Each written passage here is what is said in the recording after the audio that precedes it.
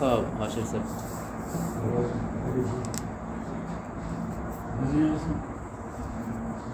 اچھا دھنیہ سمجھے نہیں فارغ تھی جی الحمدللہ رب العالمین والصلاة والسلام علی سیدنا و سید الانبیاء والمرسلین وعلی آلہ واصحابہ واتباعہ اجمعین اما بعد فاعوذ باللہ من الشیطان الرجیم بسم اللہ الرحمن الرحیم والنجم اذا ہوا ما ضل صاحبکم وما غوا وما ينطق عن الهوى ان هو الا وحی یوحی صدق اللہ مولانا العظیم اللہم صلی علی سیدنا و مولانا محمد وعلی آل سیدنا و مولانا محمد افضل صلواتک بعدد معلوماتک وبارک وسلم۔ معزز و محترم حاضرین و سامعین اور ناظرین، آج ہم انشاءاللہ سورۃ النجم جو 27ویں پارے میں ہے اس سے لے کر 28ویں پارے کی سورہ مبارکہ سورۃ الممتحنہ تک کی جو صورتیں ہیں، یہ 8 صورتیں ہیں، ان کے انشاءاللہ مضامین اجمالی انداز میں دیکھتے ہیں۔ سورۃ نجم پہلی صورت ہے، پھر سورۃ قمر ہے، پھر سورۃ الرحمن ہے، پھر سورۃ الواقعہ ہے، پھر سورۃ الحدید ہے، پھر سورۃ المجادلہ، پھر سورۃ الحشر اور پھر سورۃ الممتحنہ۔ سورۃ النجم آج کی ہماری اس منزل کی پہلی سورہ مبارکہ ہے اور مکی صورت ہے۔ حضور علیہ الصلوۃ والسلام کے رسول برحق اور صادق ہونے کے اعلان کے ساتھ بلکہ خالق کائنات کی شہادت کے ساتھ اور قسم کے ساتھ سورہ مبارکہ کا آغاز ہو رہا ہے۔ والنجم اذا ہوا، قسم ہے تارے کی، اللہ تعالیٰ نے تارے کی قسم کھا کے ستارے کی، کیونکہ یعنی معنی تو النجم کے بہت زیادہ ہیں، اور بلکہ اس پوری آیہ مبارکہ کے اور یہ پوری جو آیات ہیں ابتدائی 18 آیات، یہ معراج کے جو واقعہ ہے اس حوالے سے بھی کافی ان میں حقائق بیان فرمائے گئے ہیں۔ لیکن سمپل سا معنی جو ہے کہ نجم ستارہ ہے، اور ستارہ چونکہ ہدایت کی نشانی ہے، اور قرآن کریم نے فرمایا وَهُوَ الَّذِي جَعَلَ لَكُمُ النُّجُومَ لِتَهْتَدُوا بِهَا فِي ظُلُمَاتِ الْبَرِّ وَالْبَحْرِ، ستارے جو ہیں سمندر میں اور خشکی میں تمہیں راستہ دکھاتے ہیں۔ تو یہ اللہ تعالیٰ نے اس ہدایت کی جو علامت ہے اس کی قسم اٹھا کے فرمایا مَا ضَلَّ صَاحِبُكُمْ وَمَا غَوَىٰ، تمہارے صاحب یعنی اللہ کے پیارے رسول صلی اللہ علیہ وسلم آپ نہ گمراہ ہوئے نہ بھٹکے، کیونکہ کفار کا اعتراض تھا نعوذ باللہ آپ جو قرآن کی بات کرتے ہیں اور اپنے رسول ہونے کی بات کرتے ہیں، نعوذ باللہ یہ خلاف واقعہ ہے۔ تو خالق کی کائنات نے قسم اٹھا کے فرمایا وَمَا يَنطِقُ عَنِ الْهَوَىٰ إِنْ هُوَ إِلَّا وَحْيٌ يُوحَىٰ، آپ اپنی خواہش نفس سے گفتگو اور کلام ہی نہیں فرماتے، آپ کی زبان پہ جو بھی جاری ہو وہ اللہ کی وحی ہے، اللہ تعالیٰ کا یعنی کلام ہے جو آپ کی مبارک زبان پہ جاری ہوتا ہے۔ تو سورۃ النجم کے جو مشمولات ہیں، جو مضامین ہیں، اس کے بعد جو واقعہ معراج ہے اس میں آقا کریم علیہ الصلوۃ والسلام کے اس قرب خاص کا ذکر خیر ہے، فَكَانَ قَابَ قَوْسَيْنِ أَوْ أَدْنَىٰ، کہ آپ 2 قوسین کے فاصلے یا قرب کی حد تک پہنچے، او ادنا بلکہ اس سے بھی بڑھ کے قریب ہو گئے، یعنی قربت یا قرب کی وہ تشبیہ جو ہمارے لیے ممکن تھی قرآن نے بیان فرما دی، لیکن او ادنا کہہ کے اس تمام ناممکن کو بھی سمجھا دیا کہ اس سے بڑھ کے قرب جو ہے الفاظ میں بیان نہیں ہو سکتا، ورنہ اصل چیز یہ ہے کہ او ادنا اس سے بھی بڑھ کے قریب تھے۔ فَأَوْحَىٰ إِلَىٰ عَبْدِهِ مَا أَوْحَىٰ، اللہ تعالیٰ نے اپنے محبوب علیہ الصلوۃ والسلام کو معراج کی شب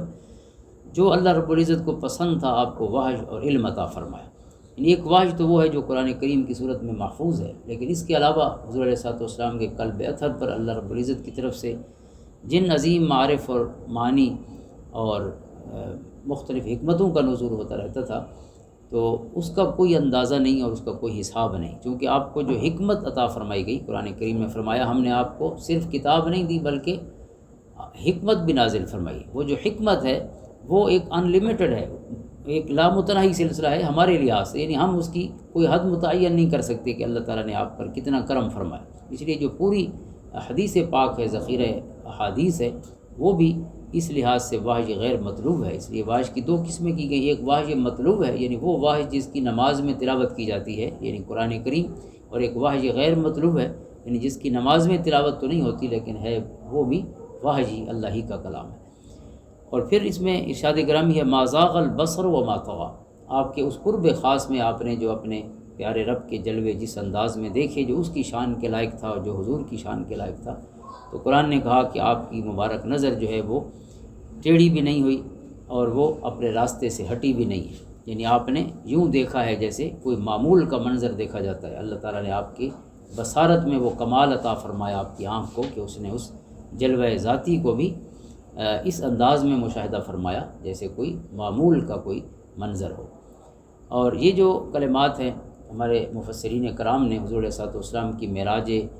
بیداری اور معراج جسمانی پر جو دلائل پیش کیے ہیں، ان میں سے ایک یہ بھی دلیل ہے آیت کریمہ، کیونکہ اللہ تعالیٰ نے آنکھ سے دیکھنے کی بات کی ہے، اور بصر جو ہے جسم کی آنکھ کو کہتے ہیں، اس لیے حضور علیہ الصلوۃ والسلام نے خواب میں نہیں دیکھا بلکہ آپ نے بیداری میں اپنی مبارک جسمانی آنکھ سے ہی اپنے پیارے رب کے جلووں کا مشاہدہ فرمایا۔ اسی طرح سورۃ بنی اسرائیل کی جو پہلی آیت ہے، سبحان الذی اسریٰ بعبدہ لیلا من المسجد الحرام الى المسجد الاقصی، اس کے تناظر میں بھی امام قرطبی نے اور امام یعنی صاحب روح المعانی حضرت امام محمود آلوسی نے رحمۃ اللہ تعالیٰ علیہ، دیگر کئی مفسرین نے یہ استدلال فرمایا ہے کہ اللہ تعالیٰ نے فرمایا کہ اللہ اپنے بندے کو لے گیا، تو بندہ جو ہے، عبد کا جو اطلاق ہے وہ جسم پر ہوتا ہے، اور پھر جو اسرا ہے یہ رات کے وقت لے جانا، یہ لے جانا جو ہے یہ بھی جسم ہی کو لے جانا ہے اسرا، تو لہٰذا یہ کہنا کہ نیند میں معراج ہوا، یہ خود قرآن کریم کے جو الفاظ ہیں وہ اس بات کی تردید کرتے ہیں کہ یہ نیند کا اور خواب کا واقعہ نہیں۔ پھر اب جب خواب کا واقعہ ہوتا تو وہ معجزہ ہی نہ ٹھہرتا۔ اب خواب میں ہم میں سے کوئی عام شخص بھی کہے کہ میں آسمانوں کی سیر کر کے آیا ہوں تو کون اس پر اعتراض کرے گا؟ اور جب کہ حضور علیہ الصلوۃ والسلام کے جب اعلان معجزہ معراج آپ نے فرمایا تو پورے مکہ میں ایک شور برپا ہو گیا، بلکہ کچھ روایت یہ ہیں کہ کچھ جو نئے مسلمان تھے ان کا جو ذہن تھا اور جو ایمان تھا وہ بھی متزلزل ہوا، یعنی اتنی انہونی تھی کہ کوئی شخص کہے، جیسے پہلا حصہ تو سورۃ بنی اسرائیل نے بیان فرمایا کہ مسجد حرام سے مسجد اقصیٰ تک کوئی کہے گیا بھی ہوں اور واپس بھی آیا ہوں، یعنی اتنا ناممکن تھا۔ تو اب خواب کی بات کہاں ناممکن ہو سکتی ہے؟ وہ معجزہ ہی نہیں بنتی اگر خواب کی بات ہو۔ ایک خواب کی بات اور دوسری بات ہے روح کی بات، کہ آپ کی روح کو سیر کرائی گئی، تو وہ فرماتے ہیں مفسرین کرام کہ پھر بے روح ہی عبدی ہوتا، کیونکہ عبد اس کو کہتے ہیں جب جسم اور روح اکٹھے ہوں تو عبد ہے۔ اگر اللہ تعالیٰ نے روح کو معراج کرائی ہوتی تو پھر بے روح عبد ہی فرماتا، پھر بے عبد ہی نہ فرماتا، کیونکہ عبد کے ساتھ عبد کا جسم مبارک بھی ساتھ ہی جائے گا۔ تو بہرحال ان میں سے یہ الفاظ جو ہے ما زاغ البصر وما طغیٰ، یہ بھی حضور علیہ الصلوۃ والسلام کی جسمانی معراج اور آپ کی عالم بیداری کی معراج، یعنی روحانی بھی نہیں اور خواب کی بھی نہیں، جسم کے ساتھ آپ تشریف لے گئے اور اپنی مبارک آنکھوں سے آپ نے وہ جلوے مشاہدہ فرمائے۔ اللہ و رسولہ عالم۔ پھر اس سورہ مبارکہ میں معبودان باطل کی تردید ہے، جیسے دیگر مکی صورتوں میں ہوتی ہے، گزشتہ اقوام پر عذاب کا ذکر ہے،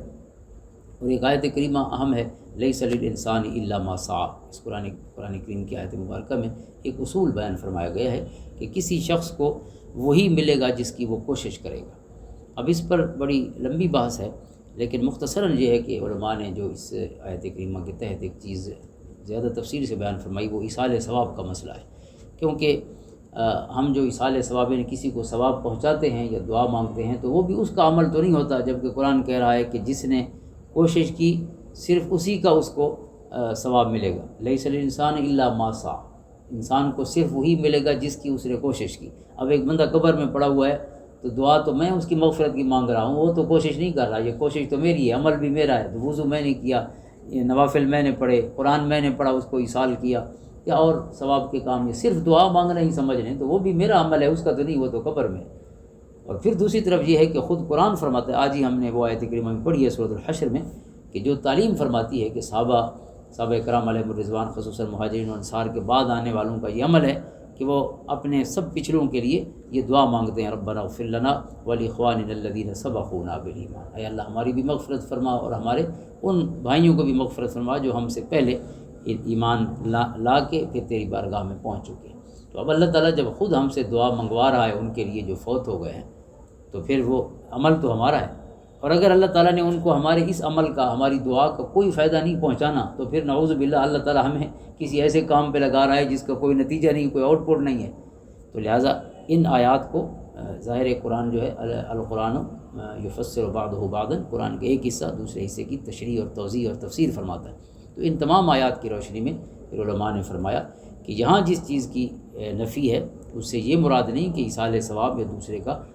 جو عمل ہے وہ بھی نہیں پہنچ سکتا، چونکہ اس پر خود قرآن کی بے شمار آیات دلیل ہیں کہ قرآن نے دوسرے کے عمل کی وجہ سے حضور کو فرمایا کہ اپنی امت کے لیے دعا فرمائی۔ کل ہی ہم نے آیت کریمہ پڑھی ہے سورہ محمد صلی اللہ علیہ وسلم میں، وَاسْتَغْفِرْ لِذَنبِكَ وَلِلْمُؤْمِنِينَ وَالْمُؤْمِنَاتِ۔ اب حضور کا عمل کوئی ہمارا عمل تو نہیں ہے۔ پھر حضور علیہ السلام نے جو مینڈے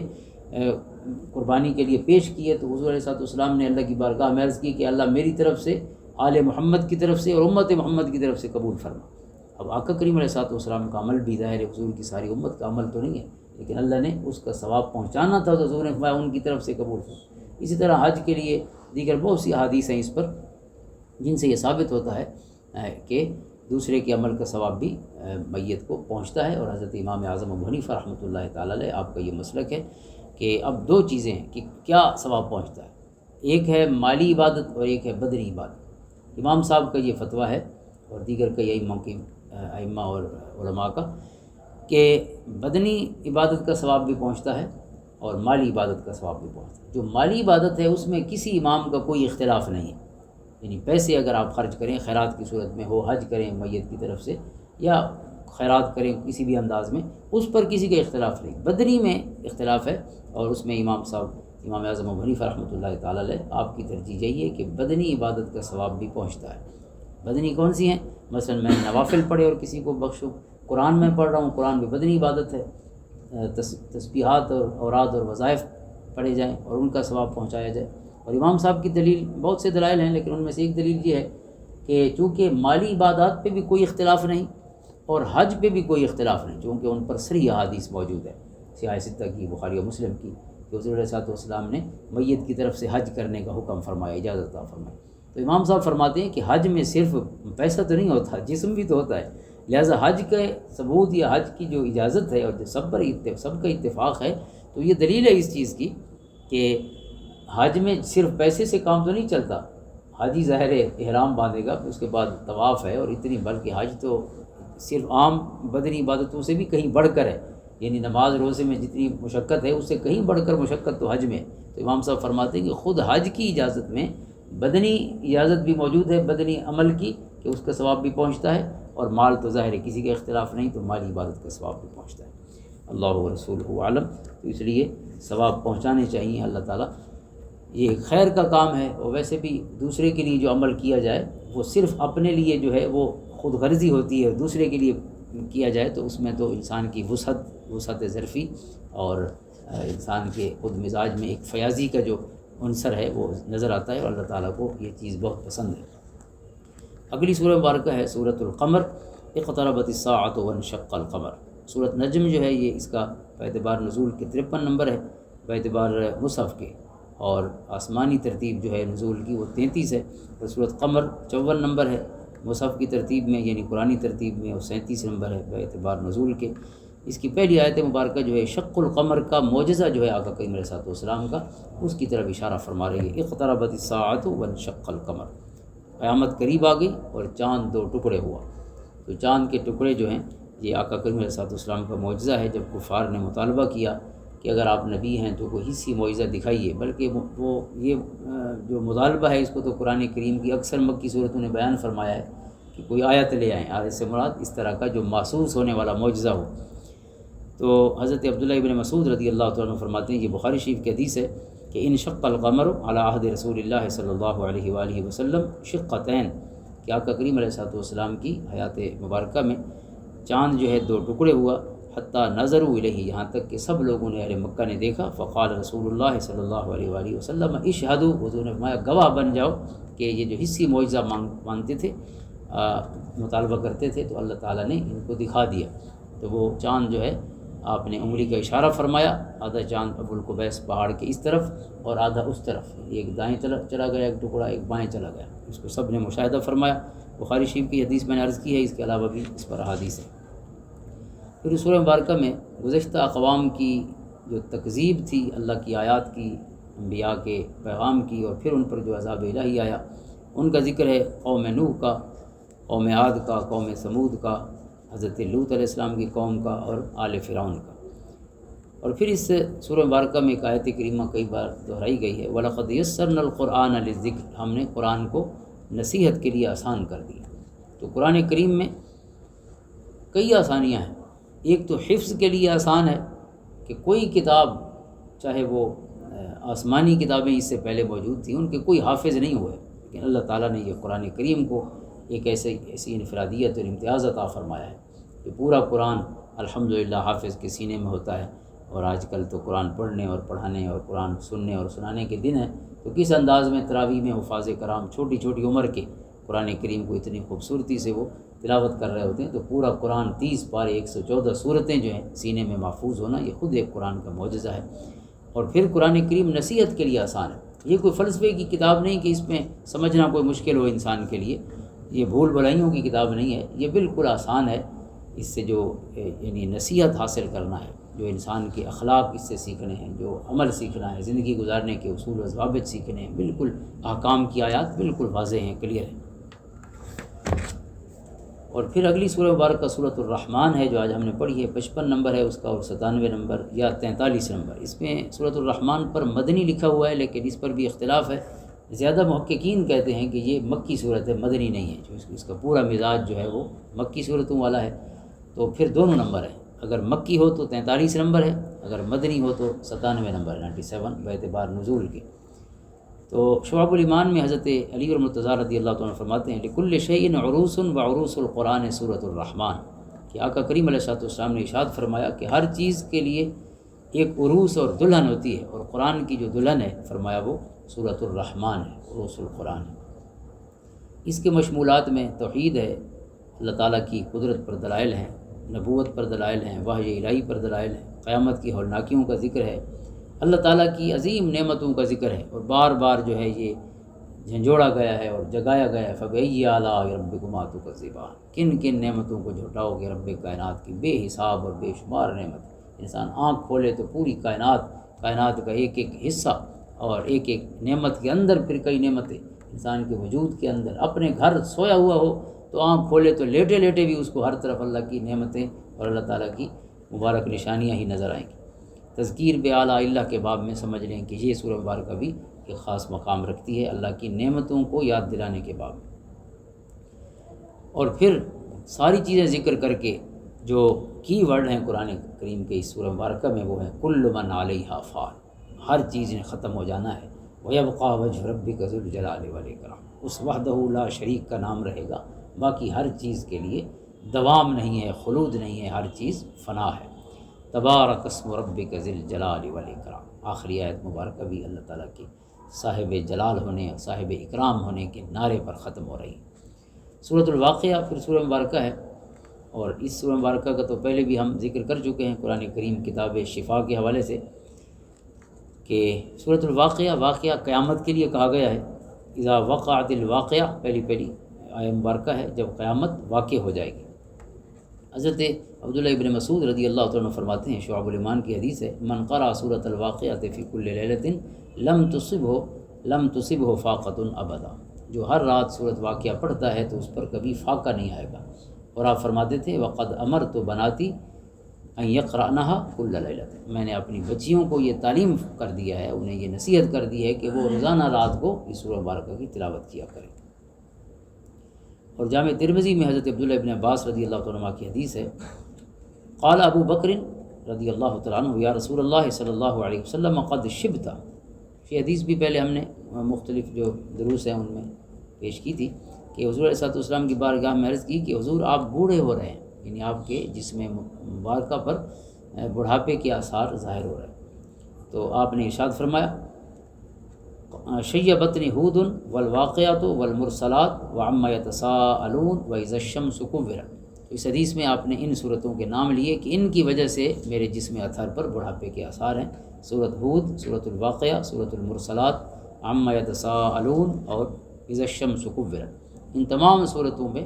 قیامت کا ذکر ہے، اللہ تعالیٰ کے عذاب کا ذکر ہے، گزشتہ اقوام پر ان کی تکذیب کا ذکر ہے۔ تو حضور علیہ السلام جو ہیں اللہ تعالیٰ کے خوف کی وجہ سے آپ نے فرمایا کہ جسم اطہر پر یہ آثار ہے۔ اس سورہ مبارکہ میں قیامت کا ذکر تو ظاہر ہے بالکل شروع میں اسی ذکر سے سورہ مبارکہ شروع ہو رہی ہے کہ زمین میں زلزلہ ہوگا اور پہاڑ ریزہ ریزہ ہو جائیں گے، اور پھر حساب کے لیے جو لوگ پیش ہوں گے قیامت کے دن ان کا ذکر ہے۔ تو قرآن کریم فرماتا ہے 3 قسم کے گروہ ہوں گے، ایک اصحاب الیمین ہے، پھر اصحاب الشمال، اور پھر السابقین ہے۔ 3 قسم کے گروہ اللہ کی بارگاہ میں حاضر ہوں گے۔ اصحاب الیمین ہے دائیں ہاتھ والے، یعنی جنہیں نامہ اعمال دائیں ہاتھ میں ملے گا۔ یا معراج کی شب حضور علیہ السلام نے جب حضرت آدم علیہ السلام کی زیارت کی تو ایک مخلوق کا ایک حصہ آپ کی دائیں طرف موجود تھا اور ایک بائیں طرف موجود تھا۔ آپ دائیں دیکھتے تو مسکرا دیتے، بائیں دیکھتے تو آپ رو دیتے، حضرت آدم علیہ السلام۔ تو حضرت جبریل نے وضاحت فرمائی کہ یہ جنت والے ہیں جو اپنے بابا کے دائیں طرف ہیں، اور وہ دوزخ والے ہیں جو بائیں طرف ہیں۔ تو اصحاب الیمین وہ ہیں جو حضرت آدم علیہ السلام کے بھی دائیں طرف ہیں، جنہیں نامہ اعمال بھی دائیں طرف دائیں ہاتھ میں ملے گا۔ اور پھر اصحاب الشمال ہیں بائیں طرف والے، یعنی جو دوزخ والے ہیں۔ اور تیسرا گروہ اللہ تعالیٰ نے بیان فرمایا والسابقون السابقون، فرمایا پہلے سابقون وہ ہیں کہ جو، یعنی اصحاب الیمین تو وہ ہیں جن کے نیکیاں زیادہ ہوں گی اور کچھ گناہ بھی ہوں گے، لیکن سابقون وہ ہیں جو نیکی کے اور خیر کے کام میں سبقت کرنے والے ہیں اور پہلے ہوتے ہیں۔ قرآن کریم کا یہ جو اصول ہے، آگے فرمایا اولئک المقربون فی جنات اللہ، فرمایا یہی سب سے بڑھ کے اللہ کے قریب ہیں جو سب سے پہلے ہیں۔ اور اس میں علماء نے فرمایا کہ سب سے پہلے جو کلمہ پڑھنے والے ہیں، یہ جو آیہ مبارکہ ہے، یہ ان کی ہر معاملے میں ان کی افضلیت اور ہر معاملے میں ان کے اعلیٰ و افضل ہونے، سب سے بڑھ کر ان کے مرتبے اور مقام پر دلیل ہے، کیونکہ قرآن کریم نے اصحاب الیمین جنت والوں سے بھی ان کو الگ بیان کیا ہے، یعنی جنت والوں میں بھی پھر ممتاز لوگ ہیں جن کو جنت میں بھی گویا خصوصی مقام حاصل ہوگا۔ والسابقون السابقون اولئک المقربون فی جنات النعیم۔ پھر اس سورہ مبارکہ میں اللہ تعالیٰ کی تخلیق اور قدرت پر کمال دلائل ہیں اور بڑے خوبصورت انداز میں سوال ہیں۔ انتم تخلقونہ ام نحن الخالقون، خالق کون ہے تمہارا؟ انتم تزرعونہ ام نحن الزارعون، جو تم بیج زمین میں پھینکتے ہو اس کو اگاتا کون ہے؟ اس دانے کا دروازہ منہ کون کھولتا ہے؟ اور ایک چھوٹے سے گٹھلی سے پورا درخت کون تمہارے لیے باہر لے آتا ہے؟ قرآن کریم کے سوال ہیں۔ آسمان سے پانی کون اتارتا ہے؟ تو اللہ تعالیٰ کی قدرت کی جو نشانیاں اور علامات ہیں اس انداز میں بیان ہوئی۔ اور پھر اسی میں آیہ مبارکہ ہے، قرآن کریم کے جہاں مبارک صفات بیان ہوئے ہیں تو ان میں حکم ہے لا یمسہ الا المطہرون، قرآن کریم کو جب بھی ہاتھ لگاؤ تو پاک ہو کر ہاتھ لگاؤ، یعنی باوضو ہو کر قرآن کو ہاتھ لگانا چاہیے، بغیر وضو کے قرآن کریم کو مس نہیں کرنا چاہیے۔ پھر سورۃ الحدید ہے، یہ مدنی صورت ہے اور اس کے 4 رکوع ہیں، 57 نمبر ہے اس کا باعتبار مصحف کے اور 94 نمبر ہے باعتبار نزول کے۔ وجہ تسمیہ حدید لوہے کو کہتے ہیں، اور اللہ تعالیٰ نے اس میں لوہے کا ذکر فرمایا ہے وَأَنزَلْنَا الْحَدِيدَ فِيهِ بَأْسٌ شَدِيدٌ وَمَنَافِعُ لِلنَّاسِ، ہم نے لوہا اتارا جس میں خوف بھی ہے، یعنی اسلحہ بنتا ہے اور خوفناک چیزیں، اور ساتھ لوگوں کی منفعتیں بھی بہت سی اس کے ساتھ جڑی ہوئی ہیں۔ آپ خود دیکھیں کہ لوہا جو ہے ہمارے کتنے کام آتا ہے، تو منافع بھی ہیں اور ساتھ ساتھ اسلحے میں بھی استعمال ہوتا ہے۔ اس کی فضیلت کے حوالے سے البحر الوجیز میں ہے کہ اس کی جو ابتدائی آیات ہیں 6 آیات، ان کے بارے میں ایک یہ ہے کہ یہ مکی ہیں، یعنی ابتدائی 6 آیات مکی ہیں، باقی سورہ مبارکہ مدنی ہے، اور ویسے چونکہ زیادہ آیات مدنی ہیں تو اس کو مدنی ہی گنا جاتا ہے۔ حضرت عبداللہ ابن عباس رضی اللہ تعالیٰ عنہ کا ارشاد ہے اور سیدنا علی اور مرتضیٰ رضی اللہ تعالیٰ عنہ کا ارشاد گرامی ہے کہ اللہ تعالیٰ کا اسم اعظم سورۃ الحدید کی ابتدائی 6 آیات میں موجود ہے۔ 6 آیات جو ہیں وہ اللہ تعالیٰ ہی کی صفات بیان فرما رہی ہیں۔ سبح للہ ما فی السماوات والارض وهو العزیز الحکیم، له ملک السماوات والارض یحیی ویمیت وهو علی کل شیء قدیر، هو الاول والآخر والظاہر والباطن وهو بكل شیء علیم۔ 6 آیت تک یہ سب اللہ تعالیٰ کی مبارک صفات ہیں، اللہ تعالیٰ کے جو اسماء ہیں وہ بیان فرمائے گئے ہیں، جو دلائل ہیں اس کی قدرت کے۔ تو فرماتے ہیں کہ ان میں اسم اعظم موجود ہے، اور ان 6 آیات کو پڑھ کر جو بھی دعا مانگی جائے وہ دعا قبول ہوتی ہے، یہ ان کا ارشاد ہے۔ اور سنن دارقطنی میں ہے کہ حضرت عمر رضی اللہ تعالیٰ عنہ کے جو قبول اسلام کے واقعات ہیں ان میں سورۃ طٰہٰ کی آیات کا ذکر بھی ہے اور اس سورہ مبارکہ کی ان 6 آیات کا ذکر بھی ہے۔ تو اس لیے ان 6 آیات کا مکی ہونا یقینی ہے، کیونکہ حضرت عمر رضی اللہ تعالیٰ عنہ جب حضرت فاطمہ بنت خطاب اپنی بہن کے مبارک لبوں سے قرآن سماعت فرمایا تھا اور آپ کا دل مبارک جو ہے کایا پلٹی تھی اسلام کی طرف، تو ان میں یہ آیات بھی آپ نے سماعت فرمائی۔ اور پھر یہ سورہ مبارکہ مسبحات میں سے ہے، مسبحات کے لیے بھی یہ حدیث پاک عرض کر دوں، سنن ابو داؤد شریف کی حدیث ہے، حضرت ارباز بن ساریہ رضی اللہ تعالیٰ عنہ کے راوی ہیں، ان نبی صلی اللہ علیہ وسلم کان یقرأ المسبحات کل لیلۃ قبل ان یرقد، کہ آقا کریم علیہ الصلوۃ والسلام مسبحات جو ہیں ہر رات سونے سے پہلے یا لیٹنے سے پہلے آپ مسبحات میں سے کوئی سورہ مبارکہ تلاوت فرماتے، ویقول، اور آپ ارشاد فرماتے تھے فیہن آیۃ خیر من الف آیت، فرمایا ان صورتوں میں جو آیات ہیں تو ایک آیت 1000 آیتوں سے اچھی، اعلیٰ، افضل ہے۔ ان میں جو آیات ہیں ان مسبحات میں ایک آیت کا ثواب گویا دیگر قرآن کریم کے مقابلے میں 1000 آیات پڑھنے، بلکہ اس سے بھی خیر فرمایا گیا، اس سے بھی بہتر ہے، زیادہ ثواب والا ہے۔ اس کے مشمولات میں یا مضامین میں اللہ تعالیٰ کے جلال کا ذکر ہے، صفات عظیمہ جس سے صورت شروع ہو رہی ہے، اور پھر اللہ کی بارگاہ میں انفاق کا ذکر ہے، پیسہ خرچ کرنے کا، اور ساتھ یہ بھی ذکر ہے لا یستوی منکم من انفق من قبل الفتح وقاتل، کہ فتح مکہ سے پہلے جو خرچ کرنے والے ہیں اور جو بعد میں خرچ کرنے والے ہیں، یہ دو مقام اور مرتبے اور فضیلت میں برابر نہیں ہو سکتے، جو اعلیٰ و افضل ہیں وہ پہلے والے ہیں۔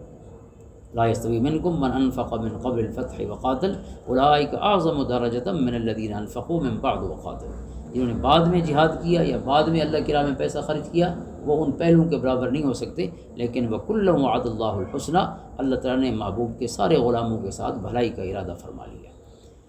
اور پھر اسی سورہ مبارکہ میں انبیاء کرام علیہم السلام کی جو بھیجنے یا ان کی رسالت کے حوالے سے جو مبارک آیت ہے اس بڑی اہم ہے، اس پر تو بہت سارا کلام ہوتا ہے۔ لقد ارسلنا رسلنا بالبینات وانزلنا معهم الکتاب والمیزان لیقوم الناس بالقسط، نبیوں کو اللہ تعالیٰ فرماتا ہے میں نے 2 چیزیں عطا فرمائی، ایک کتاب دی، ایک میزان دی۔ میزان کا کیا مطلب ہے؟ کتاب تھی جو نظری انداز میں یا فکری انداز میں اصلاح کرنے والی ہے، علمی انداز میں اصلاح کرنے کے لیے کتاب تھی، اور پھر کتاب صرف پڑھنے کے لیے نہیں آئی تھی، کتاب نافذ ہونے کے لیے آئی تھی۔ میزان سے مراد عدل و انصاف کا نظام قائم کرنا، تو اسلام اس لیے آیا ہے کہ عدل و انصاف کا نظام قائم کیا جائے۔ صرف ہم قرآن پڑھتے رہیں یا نوافل پڑھتے رہیں اور ہماری زندگی میں قرآن کا نفاذ نہ ہو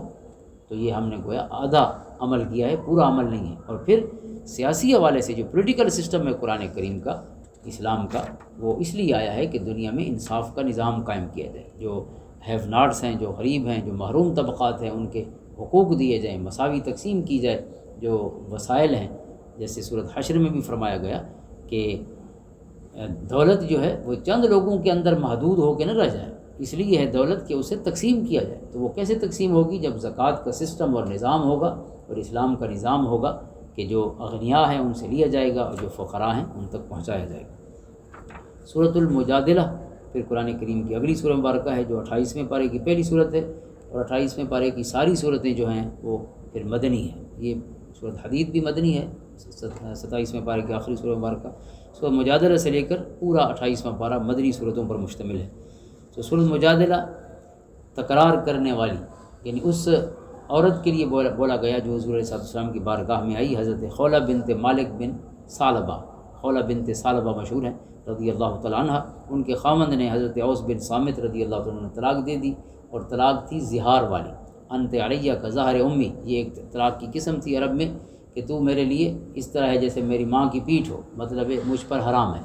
تو قرآن کریم نے اس پر حکم اس بڑھیا کے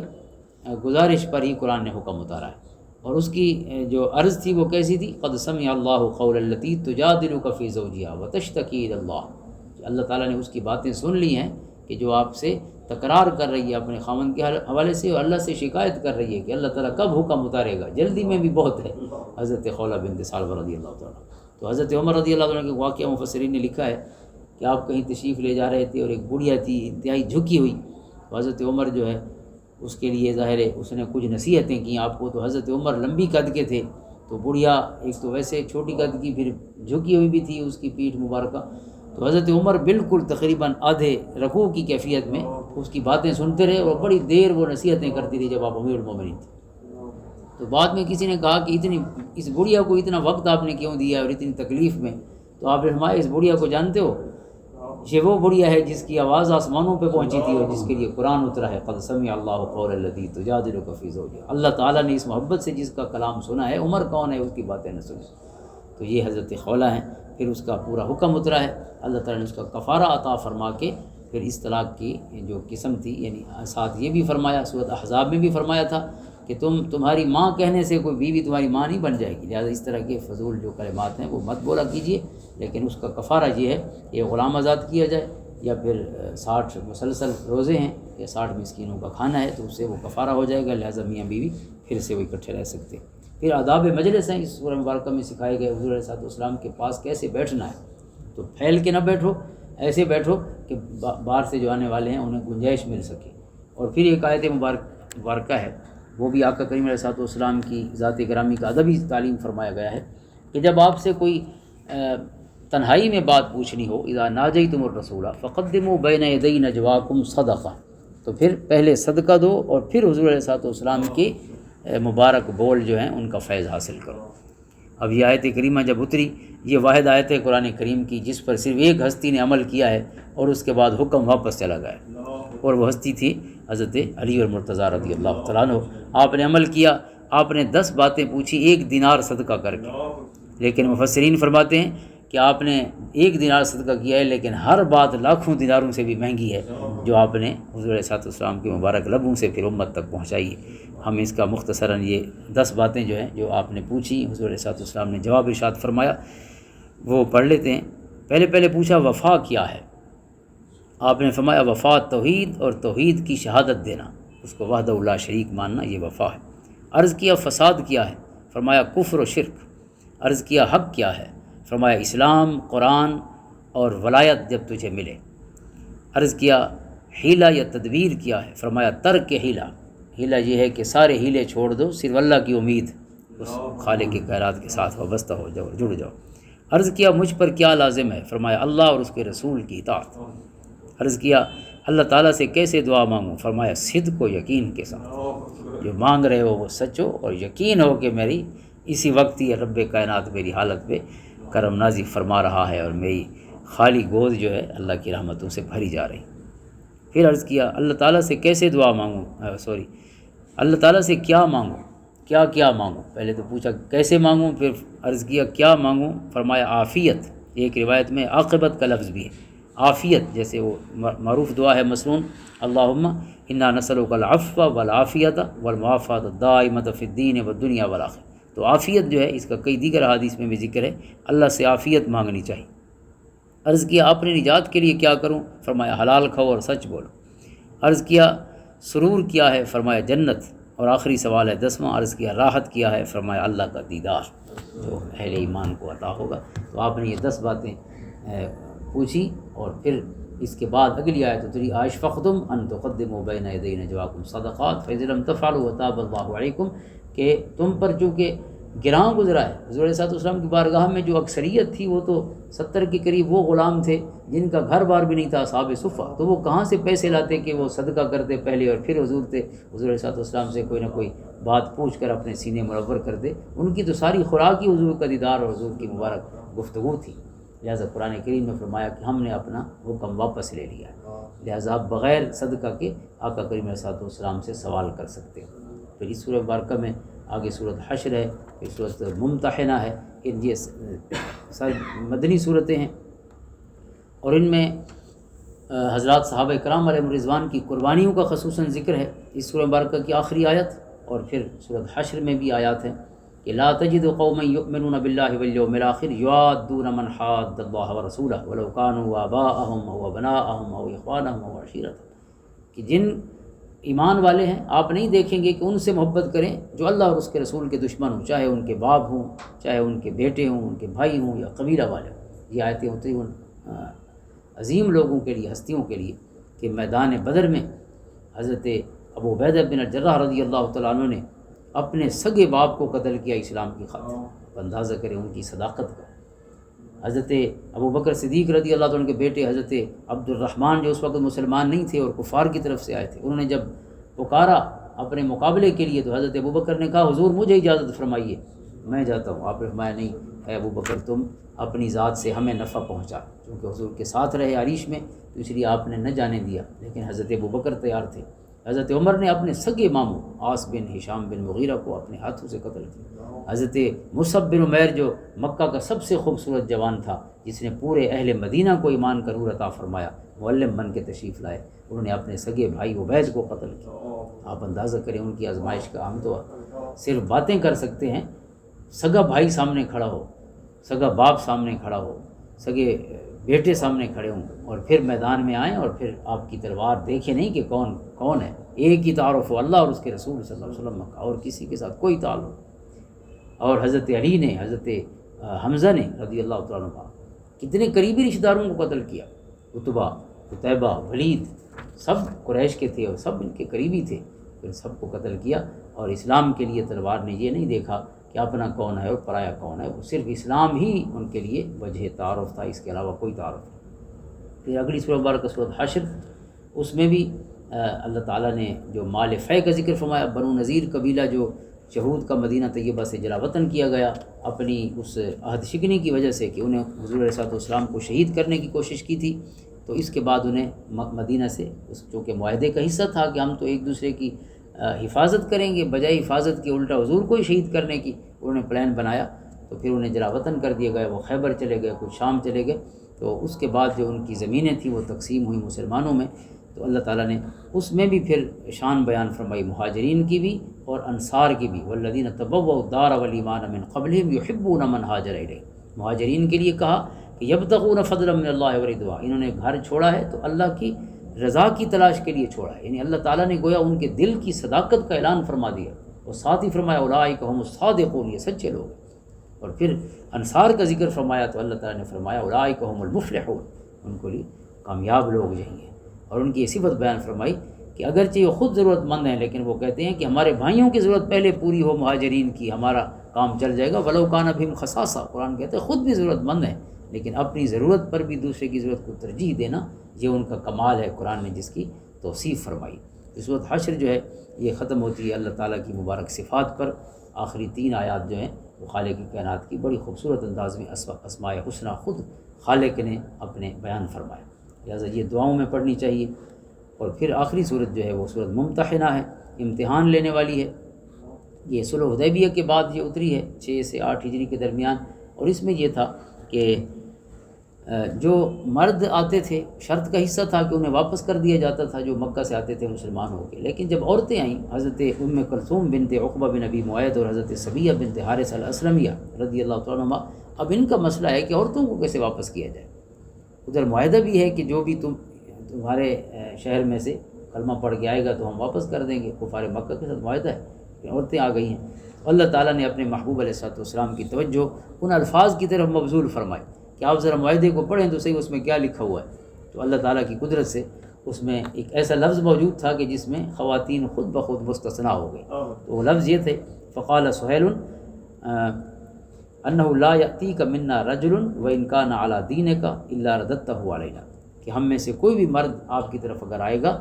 آپ کے دین پر ہو کر تو آپ اسے واپس کریں گے، تو حضور نے فرمایا تو یہاں رجل کا لفظ ہے، عورت کا لفظ نہیں، مرد کی بات ہے، تو اگرچہ ان کی مراد تو کوئی ایک تھا، عورت خصوصاً انہوں نے کوئی اس کو نکالا نہیں تھا، لیکن قدرتاً جو ہے لفظ ایسا اس میں آ گیا کہ گنجائش، چونکہ عورتوں کو واپس کرنا جو ہے یہ ایک مسلمان کو یہ بہت زیادتی ہو جاتی ہے ان بیچاریوں کے ساتھ، لہٰذا اللہ تعالیٰ نے ان کے امتحان کا حکم فرمایا کہ ان کا امتحان لے لیا کرو تاکہ پتہ چلے کہ واقعتاً اسلام کی خاطر آئی، ایسی نہ ہو کہ آپ نے خاوند سے تنگ ہو کے کوئی آ جائے اور کہے کہ مجھے پناہ دو، لہٰذا ان کی صداقت کو جانچ کے پھر انہیں اجازت ہے کہ جہاں رہ سکتی ہیں، اور پھر فرمایا کہ ان کے جو اگر پیچھے